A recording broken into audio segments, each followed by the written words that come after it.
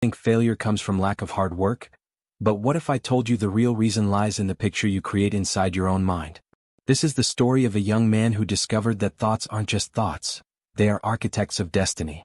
And what happened when he changed his belief will leave you questioning your own life till the very end.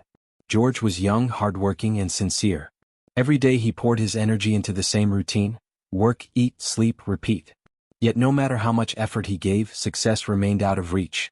Prosperity always felt elusive, as if it belonged to everyone else but him. He often compared his stagnant life with others who seemed to rise higher every day. Their progress was visible, while his own dreams felt trapped in a small, invisible cage. The harder he tried, the heavier the weight of frustration grew on his shoulders. But one night, something happened that shook George's thinking to the core. What if a single conversation could change the course of your destiny? That evening, as George sat lost in his own thoughts, an old man appeared before him. His steps were slow, his face lined with years of experience, but his eyes carried a calm wisdom. He paused, looked at George, and asked softly, "Tell me, when you close your eyes at night, what do you see for yourself?" George hesitated, then spoke with a heavy sigh. "I see nothing but failures. My struggles. My small shop. The same limits I've been trapped in for years." The old man shook his head gently and replied, "That is your prison. Your mind is fertile soil, but you keep planting seeds of doubt. Whatever you imagine with conviction and chase with effort will one day grow." George sat frozen, haunted by a question he could no longer ignore. What if he had been designing his own failures all along? What if the power you always searched for was already inside you?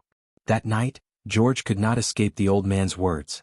For the first time, instead of replaying his failures, he decided to try something new.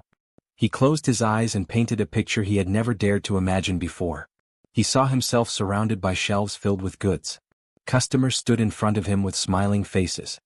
He felt the weight of coins filling his hands, the sound of success echoing in his mind. The vision was so vivid, so alive, that for the first time George believed, maybe this could be real. But a troubling thought gripped him. Could an imagined picture truly become his future? Or was he just fooling himself again? Sometimes the smallest shift in belief can create the largest shift in destiny. From the very next day, George's actions began to transform. He greeted people with warmth instead of tiredness. Every coin that once slipped through his hands, he now saved with purpose. Instead of blaming fate, he studied the art of trade, learning how to grow rather than complain. Little by little, his life began to mirror the vision he carried in his heart. Weeks turned into months, and his world slowly synchronized with the belief he had dared to hold on to.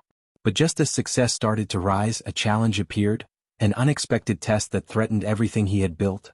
What if destiny only rewards those who refuse to give up when the trial comes? Just when George's progress was at its peak, life struck him with a sudden setback. A loss so sharp that it threatened to undo everything he had built with patience and belief. The weight of old doubts returned, whispering in his mind, "Give up. Maybe this success was never meant for you." For a moment, the darkness of surrender pulled at him. But then, deep inside, he recalled the old man's words. "Whatever you envision with conviction and chase with effort will eventually grow." This time, instead of falling, George tightened his resolve. He knew the test before him wasn't meant to destroy him, it was meant to prove what he truly believed. Would George collapse under pressure, or finally prove that belief shapes reality? What if belief, not magic, was the real architect of your future? Years later, George stood inside his flourishing store. Shelves were lined with goods, customers filled the place with cheerful voices, and success surrounded him from every corner. A smile spread across his face as he whispered to himself, "It was never magic. It was belief, turned into action, that shaped my destiny." From that day onward, whenever someone complained that life was unfair, George would gently remind them, "Your thoughts are architects.